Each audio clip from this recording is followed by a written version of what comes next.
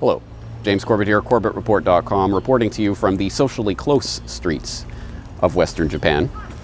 In Walden, Henry David Thoreau famously observed that there are 1,000 hacking at the branches of evil to one striking at its root. And there can be no doubt that there are many thousands that are hacking away at the branches of the evil that we see spreading out before us in the name of this pandemic panic, diligently deconstructing the dissembling discourse of the disease doomsayers. And rightfully so, I count myself amongst them. However, if all we are doing is smacking down the lies that are being spread about this pandemic as soon as they arise, then we run the risk of missing that root of the evil altogether. So allow me, if you will, to take one hefty swipe at that root with my battle axe of truth by clearly stating and rejecting the new governing principle for society that we are being asked to accept on the basis of this pandemic pandemonium. Now, this new governing principle for society, of course, is implicit. I mean, we're going to sign onto it by our silent consent, not our explicit consent, but nonetheless, it rests on a hypothetical chain of infection that can take place in the event of a spreading infectious agent. Now, keep in mind, this has nothing to do with a novel coronavirus, SARS-CoV-2. This is about a general principle. But the principle holds that if there is a spreading infectious agent of some sort that is hypothetically infecting people around the globe, and you might become infected by this agent, and you might end up passing it on to someone else, who might end up passing it on to someone else, etc., and somewhere down that chain of infection, someone who is immunocompromised might end up becoming infected, and they might be part of that sliver of a fraction of a percentage point of the population who might die from the disease. And if that were to take place, well, of course, every single link in that chain of infection should be classified as a murderer. And in order to prevent such a mass murder from taking place, governments around the world are not just empowered, but actually obligated to implement a sort of de facto medical martial law by following the pronouncements of the duly unelected health authorities to do whatever they deem necessary to prevent such a hypothetical chain of infection from taking place, up to and including quarantining people within the walls of their own homes and or entering those walls to forcibly remove people from their own homes.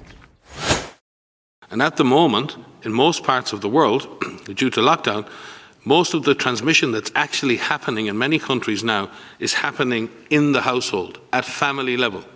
In some senses, transmission has been taken off the streets and pushed back into family units.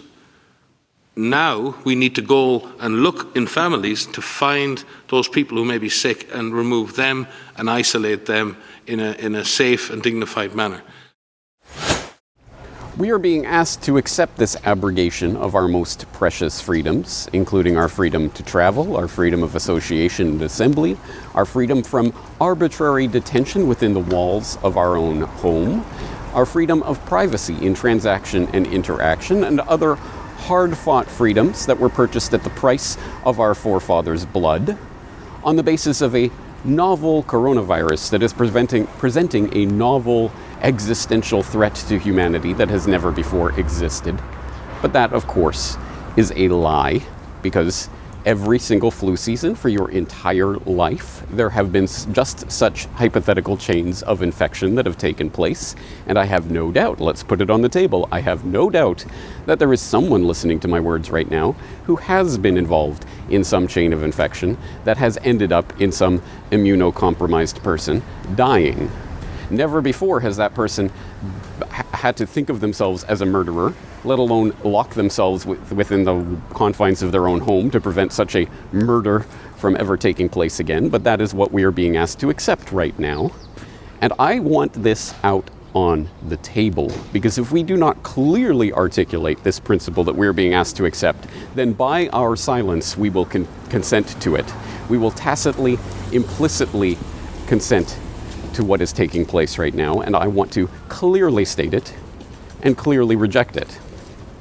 Now, there may be some people in the crowd who disagree with me, so First of all, let me put something else out on the table and make it very clear that, of course, none of what I say is to in any way undermine the basic right that everyone has, everyone always has had, and everyone always will have to take whatever precautionary measures they feel is necessary in order to prevent such a chain of infection from taking place, including isolating yourself in your own home, wearing whatever protective gear you want, socially distancing yourself from anyone you come in contact with, or anything else that you feel is appropriate to prevent such a chain of infection. Of course, you have that right.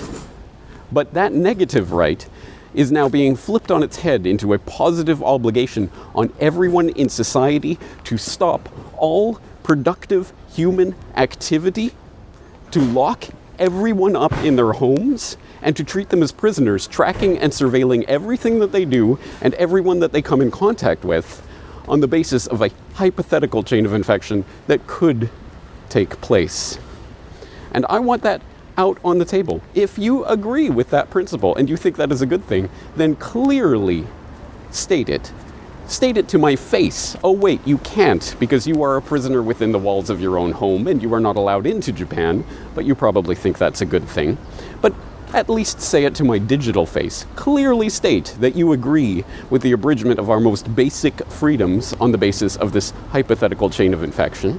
And clearly state where your line in the sand is. What do you think would be going too far for the government to do on the back of such a pandemic panic?